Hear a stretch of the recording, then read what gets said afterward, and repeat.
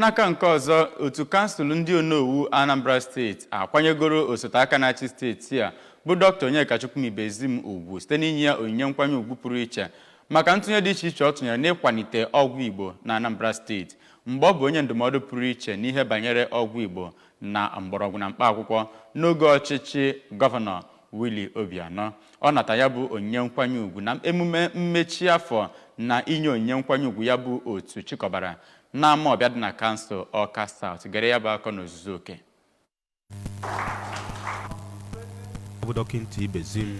onyinye nkwanye ugwu ya nakwazi kọmishọna na-ahụ maka okpuru ọchịchị kansụl niile dị na Anambra steeti, omenala nakwazi obodo dị iche iche nọ na Anambra steeti bụ Maazị Tony Collins nwabụ nwanne onye nyere nkwanye ugwu n'ihi ịgba mbọ niile ọ na-agba ịhụ na eweta udo tọrọ atọ na Anambra steeti. Enyekwazi eze ọdịnala nke Ebenebe nke dị n'okpuru kansụl Ọka North bụ Igwe Chris Nnegbuna onyinye nkwanye ugwu dịka ọ na-agba mbọ ịhụ na enwere ezi nkwalite n'ihe banyere iwulite obodo na gburugburu Ebenebe nakwazi Anambra steeti ka ọ na-anata ya bụ onyinye nkwanye ugwu. Osote aka na-achị steeti abụ Dọkịnta Ibezim kenere ndị otu ahụ maka ya bụ ugwu akwanyere ya nke ọ kọrọ dịka nke pụrụ iche ma kpọkue ha ka a gaa n'iru n'inye ọchịchị ọkammụta Chukwuma Soludo nkwado iji wee mee ka ebumnobi ya pụta ihe n'uju na mpaghara niile nke steeti a. Dọkịnta Ibezim kenekwere ha ka ha si wee na-enye aka ịhụ na eweta mmepe n'obodo ha dị iche iche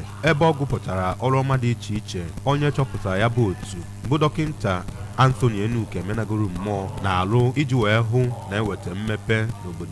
n'obodo Neni nakwazi Anambra steeti oge ọ dị ndụ ma kpọkue ndị nwere ego na steeti a ka ha bụ ndị ga-amụta ihe n'aka ya bụ Dọkịnta Enuke menagoro mmụọ iji wee mee ka enwee mmepe tọrọ atọ na gburugburu Anambra steeti. N'okwu ya, eze ọdịnala nke Ebenebe bụ Igwe Nnegbuna lụtụrụ aka mkpa ọ dị na ndị igwe obodo niile dị na Anambra steeti nakwazi ndị Onowu jikọrọ aka ọnụ iji wee hụ na enwere mmepe n'obodo ha gbaa gburugburu ma wezụga onwe ha na tigbuo zọgbuo nke a na-ahụ n'etiti ụfọdụ ndị eze ọdịnala nakwazi ndị Onowu obodo ha.